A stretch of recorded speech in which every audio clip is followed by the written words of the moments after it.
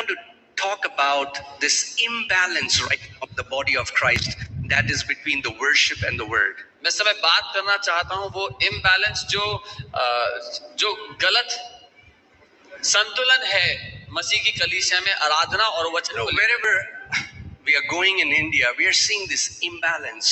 जहाँ कहीं हम जाते हैं भारत देश में ये गड़बड़ी दिखती है संतुलन, especially among young people. खासकर जवान लोगों में, where they can worship for 8 hours. 8 घंटे आराधना कर सकते हैं वो, but they are living in a wordless Christianity. लेकिन वचनहीन मसीह जीते हैं। Please don't misunderstand me. I was a worship leader in my church. मुझे गलत ना समझे, अपनी कलीसिया में मैं एक आराधक था। And I have a huge respect for worship leaders. और बड़ी इज्जत है मेरे मन में आराधकों की। I am a worshipper. मैं अपने घर में एक आराधक हूँ। Amen. Amen. But yesterday, as I was just meditating the word, the Lord just spoke to me and He said, "The word makes you sensitive to my presence. The word matures you." और जब मैं कल प्रभु के साथ था तो प्रभु ने कहा कि आराधना तुमको संवेदनशील बनाती है मेरी उपस्थिति के लिए, लेकिन वचन तुम्हें परिपक्व बनाता है। Amen. Amen. Worship is something that you offer to God. आराधना वो है जो आप परमेश्वर को देते हैं। Worship is your response to God. आराधना आपका जवाब है परमेश्वर के प्रति। Word is God's response to you. और वचन परमेश्वर का जवाब है आपके लिए। If you only worship and don't receive the word, you can be a worshipper but you live a defeated life. अगर आप केवल आराधना करते हैं पर वचन ग्रहण नहीं करते तो आप आराधना करते हो सकते हैं लेकिन हारा हुआ जीवन जिएंगे।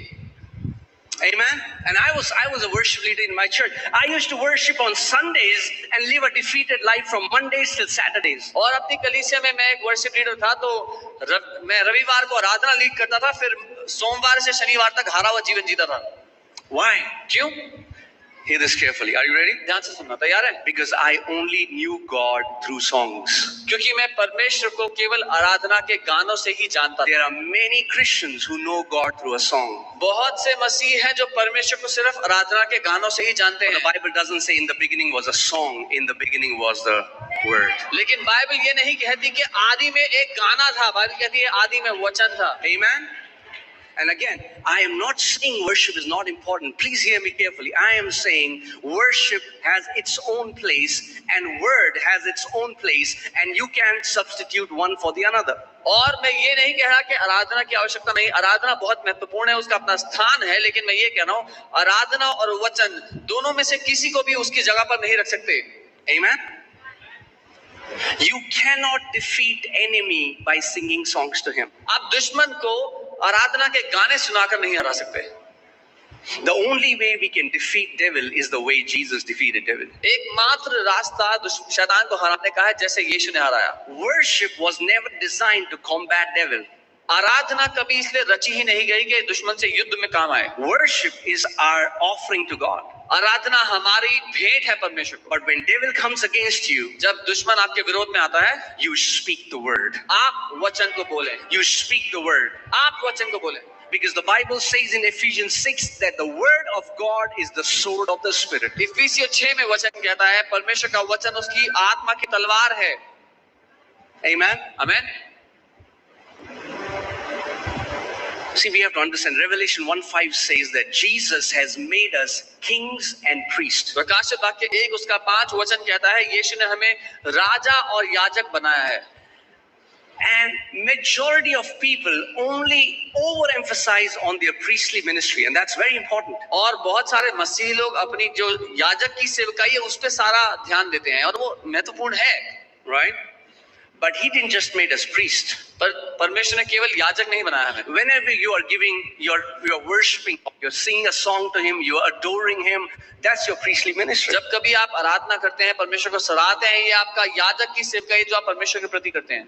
But then you turn around as a king. लेकिन फिर जब आप घूमते हैं उस उपस्थिति में से and you take dominion over cancers, over tumors, over poverty, over everything that has bound you. और आप अधिकार लेते हैं कैंसर्स के ऊपर, ट्यूमर्स के ऊपर, हर परिस्थिति के ऊपर जो आप पर शासन करने का प्रयास करती है। Say, I am a priest. बोले मैं याजक हूँ and I am a king. और मैं राजा हूँ। Priest offer to God Kings walk in dominion. याजक परमेश्वर को भेंट चढ़ाते हैं, राजा शासन करते हैं। And a beautiful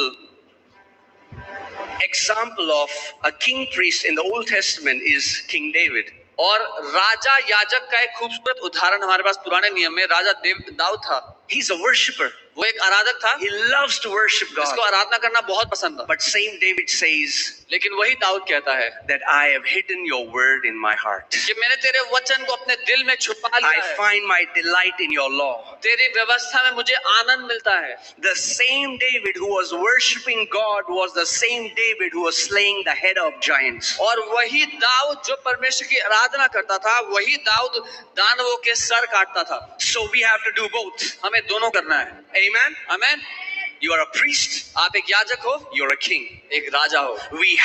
There is very little teaching on how to walk in your kingly anointing. बहुत कम शिक्षाएं हैं कैसे हम राजा के राजस्व में जिएं। If God just wanted you to be a priest, He would have kept Adam and Eve in heaven. अगर परमेश्वर चाहता कि हम केवल याजक रहें तो आदम हवा को अदन में रखता। But God kept them on the Garden of Eden.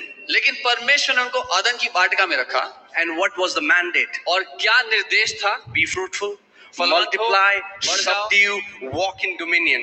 फलवंत हो, बढ़ जाओ, पृथ्वी पर प्रभुता करो और राज्य करो, वश में कर लो। So hear this. Your priestly ministry connects you to heaven. आपकी याजकीय सेवकाई आपको स्वर्ग से जोड़ती है। Your kingly ministry manifests heaven on the earth. और आपकी राजकीय सेवकाई उस रिश्ते को पृथ्वी पर प्रकट करती है। And we need both. और हमें दोनों चाहिए। Amen. आमेन।